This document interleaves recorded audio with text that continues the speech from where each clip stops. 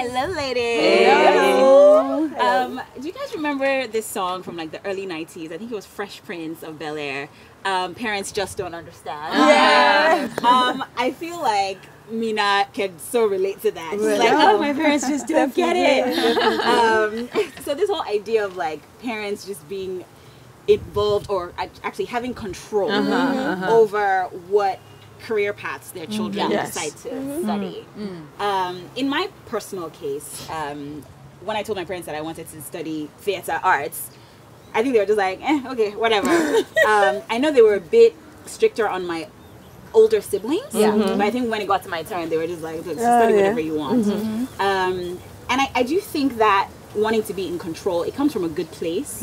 I think they want you to be successful. They want you to make a lot of money. Of course. But I think oftentimes when parents don't really get to know their children and get to know what makes their children happy, they can get really controlling, and that can be really hard, especially for the kid. I think so many people today are only doing what they're doing because their parents told them to.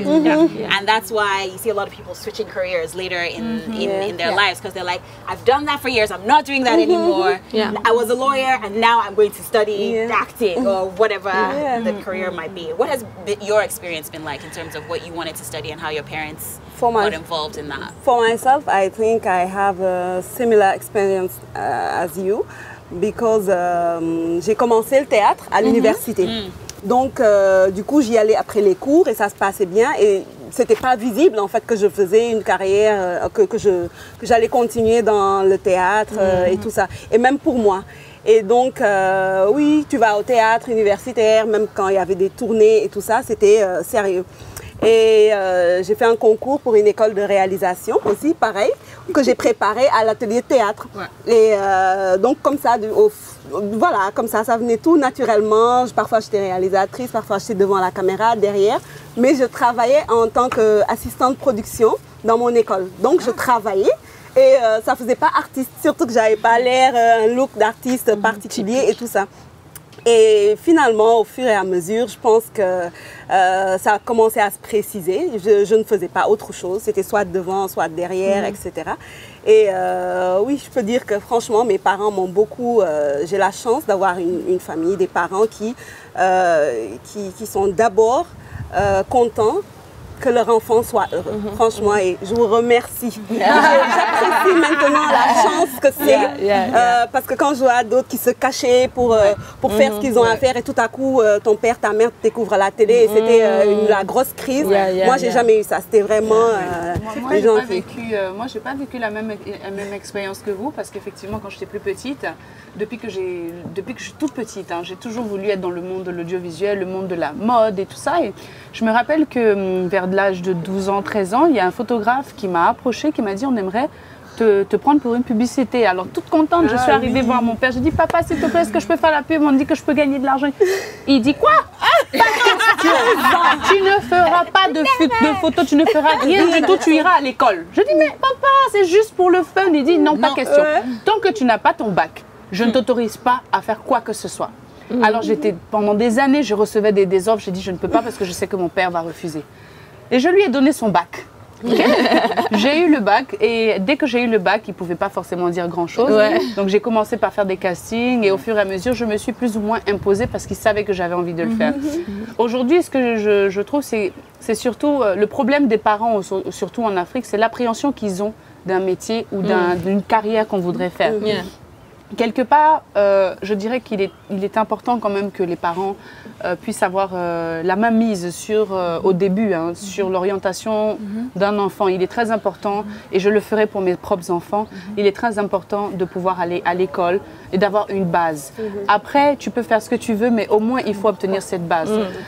Ensuite, à un certain âge, quand tu deviens majeur, malheureusement, si vraiment tu as envie de faire quelque chose, tu le fais.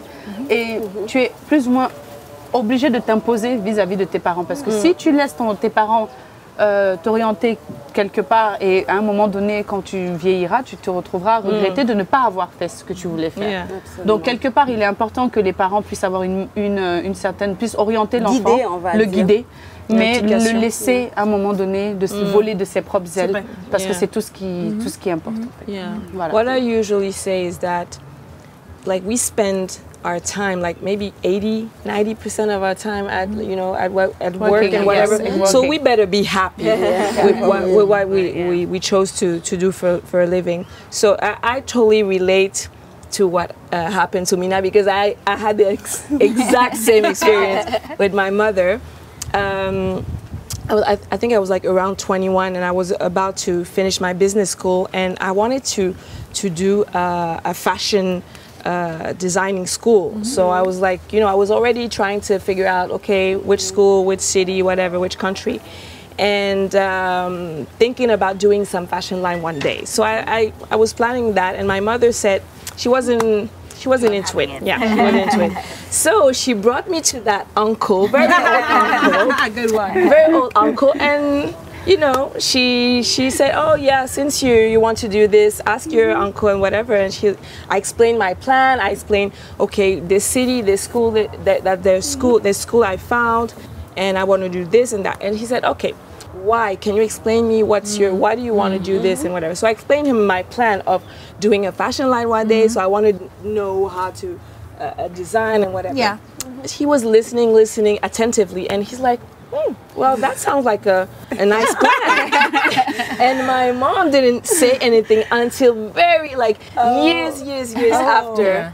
And she said, you know what? I must admit that day I thought I was convinced that uncle, very, very old uncle, would say, what? That's insane, that's stupid, whatever. Discourage you from so it's to say that at some point I think that parents need to trust their children, because for sure I think I wouldn't have this path if I hadn't go through that fashion school that led me into more creative and artistic world.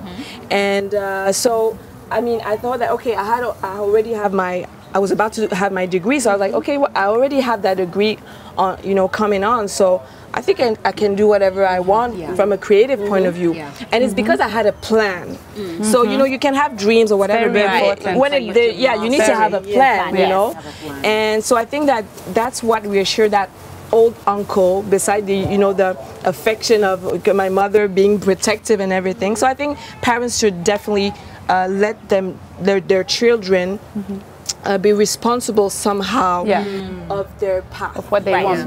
We need to trust our children to to know, and I agree with you. We need to know them and know what they vibrate to, what makes them happy. But what I love about African parents, and I think that's what makes each of us five so strong right now, is that when you grow up with that degree of control, you may not like it, but you can see it. The effect it has had on our lives, the discipline, the focus, and sometimes we might fall, but then we have this strong spine. But ultimately, I think as an individual, it's really important at a point in time to know what your purpose is. So purpose is a big word for a young person who's trying to figure life out. But if you have a parent who can help you kind of navigate your path to finding your purpose, I think that's the kind of control that is helpful. Not the one that says, I need you to be a lawyer because I skipped out on being a lawyer. So don't make me live the dream that you're going to live for yourself. Let me live my own dream. But I love African parents. And I think this, more than any time, I'm even seeing why my parents were so adamant that I do certain things before going off and being a social butterfly or being an industry butterfly. You need serious discipline. So you can be an actor, actress, whatever, but it's the discipline. So I love the control as long as what you're trying to do is teach me the discipline so that I can navigate the competitiveness of my industry. Then I'm cool. I still love you, Daddy. I totally relate to that too, because this idea of failing and then getting back up. Failure also just not being like the worst thing that can happen, because you learn a lot of lessons along the way. I really liked that. So can we please toast to the African parents? Care enough to be controlling, but not 100% controlling. Because of love. Leave the children to explore just a little bit. They're going to stand in the back. You can catch us. Thanks. Thanks, Mom.